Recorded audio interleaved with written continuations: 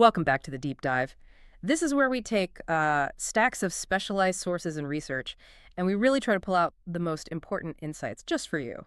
Today we're going to be digging into something fascinating. It's a look at human intellectual history, specifically through these figures that our sources call die klugen Leute. Which translates to what exactly? It's simply the clever people, or, the wise ones. And we're looking at texts that describe the very beginning of knowledge itself, how curiosity became formalized, how information got shared, and really how the whole quest for understanding started to shape what we believe. Okay, so let's unpack that. Our mission here is to figure out the original function of these clever people. Like, what was their actual job description? And maybe more importantly, how did their methods, the way they actually communicated their discoveries, how did that end up building the bedrock of our belief systems? From ancient epics all the way to modern science. Well, the core insight, and this is really the tension at the heart of their whole history, is this. The wise people had two sort of conflicting jobs. They had to be rigorous, truthful reporters of what they saw. Right, the facts. The facts. But, and this is the key, above all, they had to be acceptable storytellers. Their entire success, the very survival of their ideas, it all hinged on balancing that accurate reporting with persuasive, really engaging communication. That fundamentally changes how we view these knowledge creators throughout history. It does. They weren't just, isolated philosophers thinking deep thoughts. No, not at all. They were highly effective communication strategists. Wow. Absolutely. Masters of a compelling narrative. So if they were masters of good storytelling, what did that actually look like? I mean, their output, it couldn't have just been dusty old papers. No, not at all. Our sources give us this incredible list, and it was all wildly diverse and very phonetic. It was designed to be spoken, to be heard, to be remembered. So you have the big formal works, epics, poems, fables, sagas, myths, the classics. Sure. But what's just as telling is the other stuff, the less formal output. They were producing prophecies, simple anecdotes, and even what you could call the ancient version of viral media. Wait, like what? Rumors, the source calls it silent mail, and even documented decent scandals. Hold on. They were documenting gossip and treating that with the same seriousness as, like, a creation myth. They were documenting the full spectrum of human interaction. Because, even something like low-status gossip can hold really critical information about how a society works. But the crucial part is the transition. Once these stories, all of them were written down and collected close together in the first libraries and archives, they started to take on different levels of status. Yeah. Intellectual and social status. Right. So the physical object itself becomes a kind of cultural marker. Exactly. You had documents that were just, commercial pamphlets, sort of low-status, disposable things. And then you had texts that climbed all the way up to the status of sacred prayers or, and this is the most important part, founding documents. That leap is huge. How does a local story, an anecdote about something someone saw, how does that become a piece of foundational wisdom that guides a whole civilization? It really comes down to utility. The ultimate goal for future generations, for the people reading these collected stories, was to find what the source calls handfesten Klugheiten. Tangible wisdom. Tangible, concrete wisdom. They weren't just reading for abstract ideas or for entertainment. They were looking for knowledge they could apply. Think about it, right? A story about how to plant your crops or how to navigate by the stars or settle a dispute. It has direct value. It has a direct, tangible value that just elevates it above a purely theoretical myth. Yeah. The community itself elevated the stories that were most useful for survival, for stability. So, the wise people start by observing something and telling a good story about it. Then the community kind of filters those stories based on practical value, and the most useful ones become the foundation of their beliefs. That's the mechanism. Precisely. They were the reporters, but societal need. That was the ultimate editor. Okay, let's talk about that shift. The one that pulls them from just telling simple anecdotes into creating formalized, structured knowledge. I mean, the beginning of science. Right. Our source says that at first they told stories about things they just enjoyed hearing and seeing.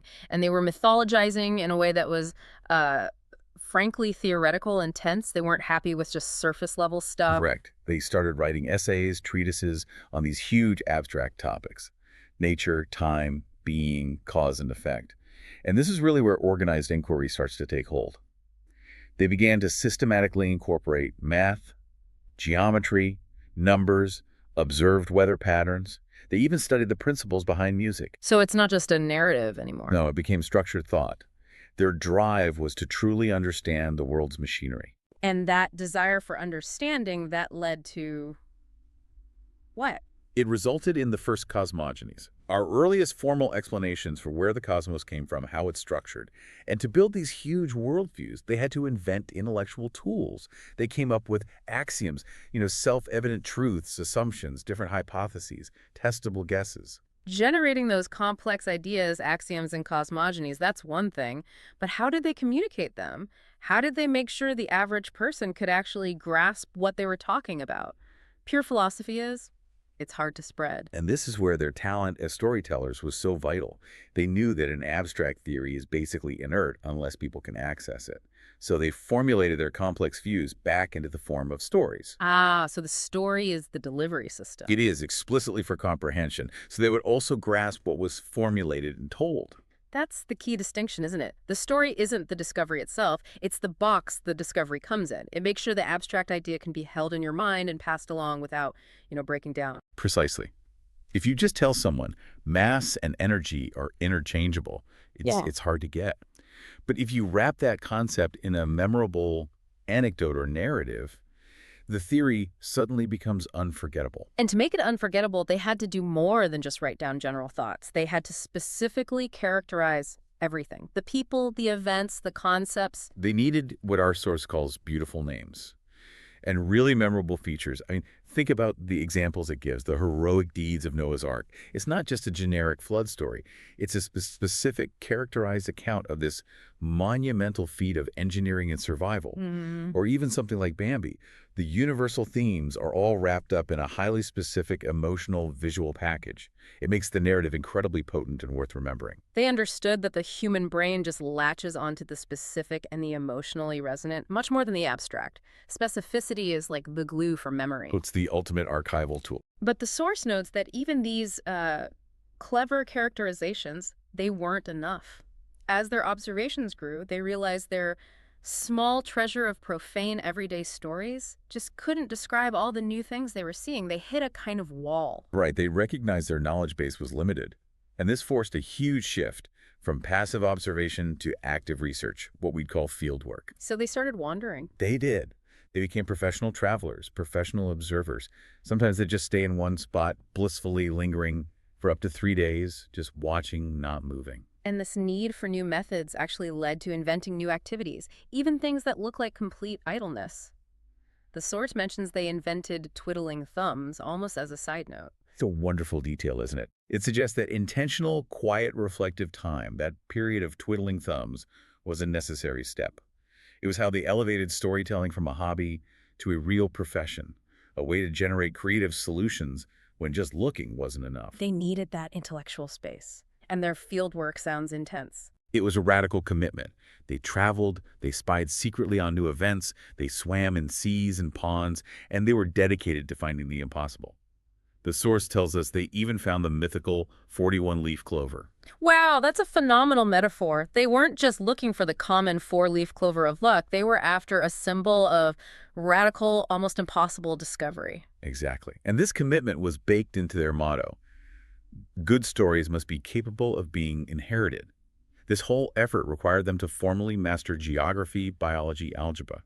Their entire goal was to raise scientific knowledge and theories. To teach. To teach. And that meant tirelessly collecting, editing, selecting, and organizing information from what others had written. So they were becoming the original peer reviewers, the curators of human knowledge, making sure only the most robust, inheritable wisdom got passed on.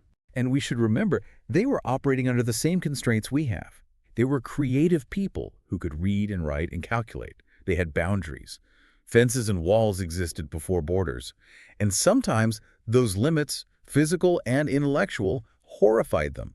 But they were flexible. Incredibly diligent, making sure all this knowledge was visibly, clearly collected and ordered. That ordering was absolutely key. But now we get to the critical, however, the big turning point that really defines their legacy. This is where that tension between accuracy and storytelling really comes to a head. It is. For their stories to be accepted as truth, they had to seem credible, truthful, plausible. They had to be formulated exquisitely well, But the history of their writings is explicitly called a history of disagreements. Ah. From the very beginning, not everyone agreed that everything written down was correct or even verifiable. That's a profound thought, that the foundational archive of human knowledge has these conflicts baked right into it. And this leads us to the most surprising part of the source, the bit that pulls back the curtain on everything. It does.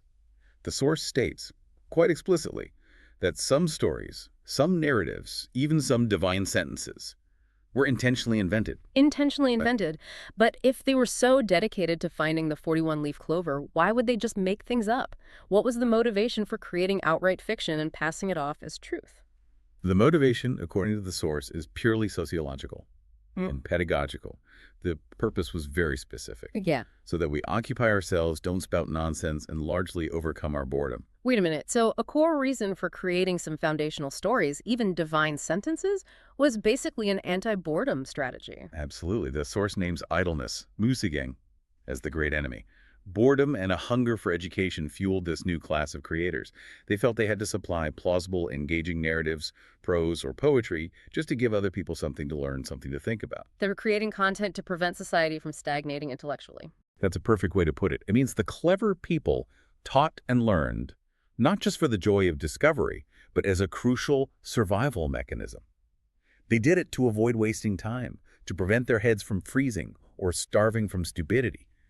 Their entire effort was rooted in documented productivity. They were historians, scientists, and I guess highly motivated narrative engineers, sometimes inventing fiction when it was necessary to keep society intellectually engaged and moving forward. All to ensure that knowledge was collected and ordered for the next generation. What an incredible deep dive. We started by seeing the clever people as simple observers, and we end up seeing them as these highly strategic communicators, people who balanced radical, rigorous discovery, finding that 41-leaf clover with this deliberate creative license, inventing stories just to fight off boredom. And that tension is the thing you should really carry forward from this. You've seen how these historical knowledge creators sometimes reported exactly what they saw, and sometimes they invented what was necessary for education or engagement. So this raises a big question for you, the learner, today. If the very foundations of our knowledge are this carefully balanced mix of verifiable fact and plausible fiction designed to prevent idleness, how should that shape what we choose to pursue? And maybe more importantly, what criteria must we apply today to determine which stories, which narratives we choose to trust and pass down? A very compelling thought to wrestle with as you navigate your own sources. Thanks for joining us for this deep dive.